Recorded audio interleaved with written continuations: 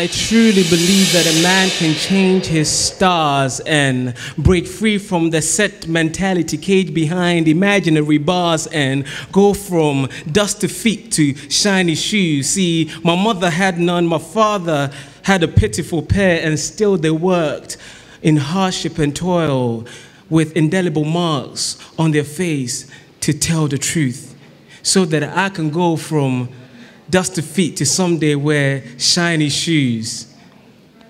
All right, before I go on, I'm going to give you a bit of background.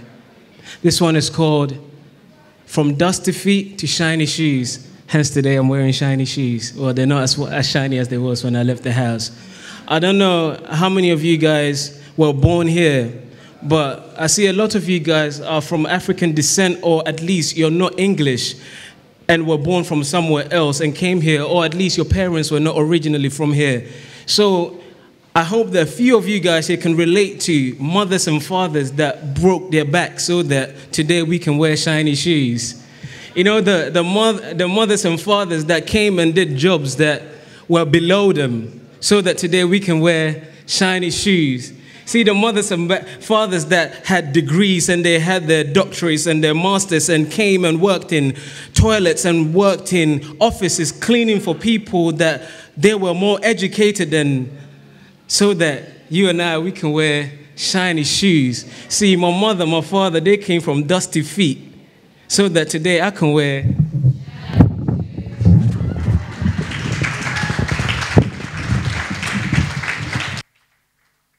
See, this poem is not completely finished.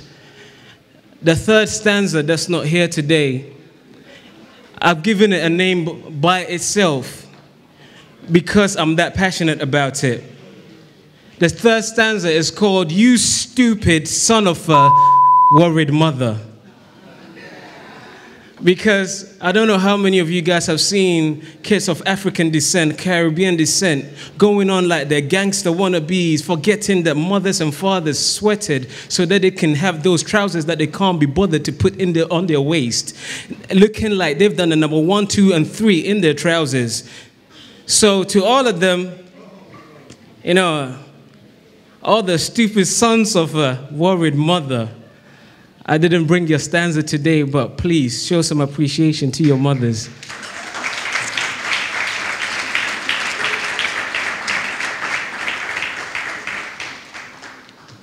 See, there are several theories, conjectures, and philosophies regarding destiny, destination, predestination, and pre-predestination. I have no intention to introduce any further theories or to add my 1, 2, or 3 pence to the confusion. But I do have a few thoughts I'd like to share. Perhaps by the time I'm done, I would have inspired you to care, or at the very least, provoke something inside you to drive you to dare. See, my fight is not with the thought that not all of us were born to be the same, but I refuse to accept that my lot is to live and die without having a name. I hear the whispers in the air say, some were born to laugh and always have more than enough, but some were born to be poor and forever fight an emotional war. So tell me, what is the worth of tomorrow if the African child cannot believe that tomorrow will bring with it a better today?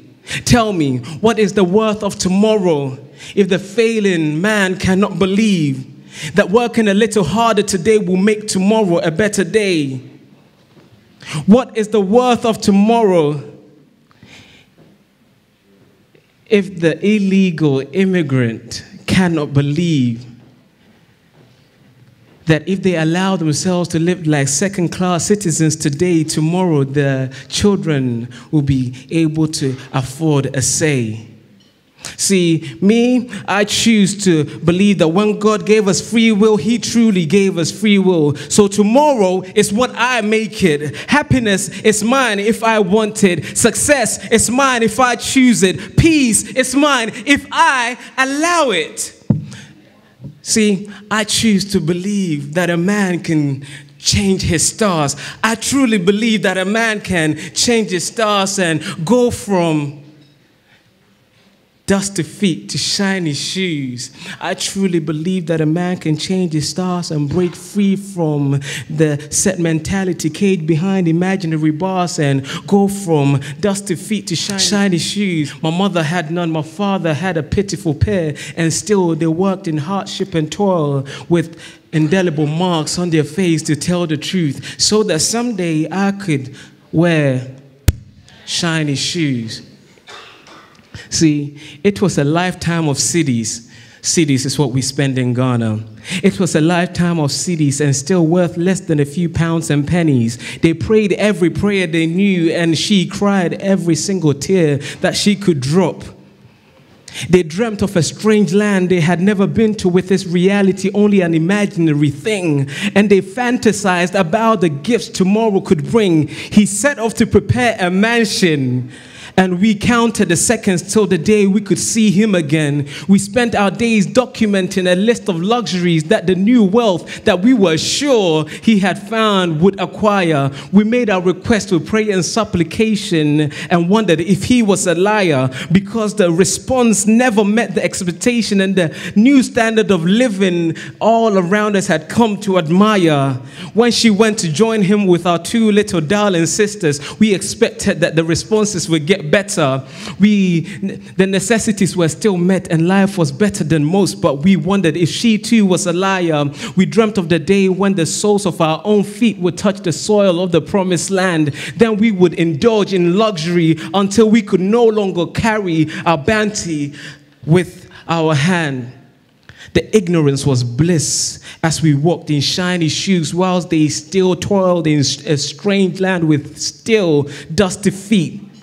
See, the fateful day came when we flew on the wings of what we could only describe as magic. And we arrived in a coldness that pierced with the sharpness of 1,000 pins and inflicted pain that went beyond logic. The reality of the promised land was something I would forever remember and never forget. The realization of the mansion we had so long anticipated made me look at them with a newfound respect.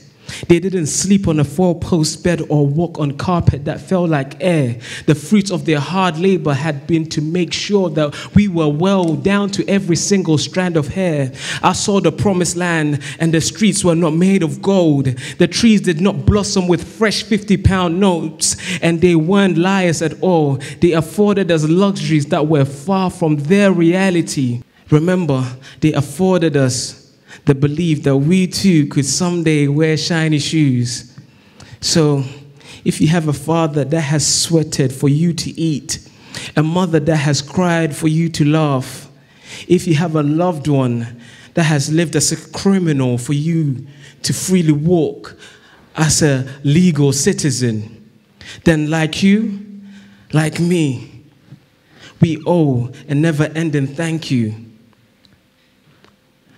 Because today I can stand tall with shiny shoes and say, I truly believe that a man can change his stars and go from dusty feet to shiny shoes. See, I truly believe that a man can change his stars and break free from a mentality caged behind imaginary bars and go from dusty feet to shiny shoes. See, my mother had none, my father had a pitiful pair, and still they toiled in hardship with indelible marks on their face to tell the truth, so that someday I could wear shiny shoes, so that someday I could wear shiny shoes. Thank you. I'll go one more piece and I'm done.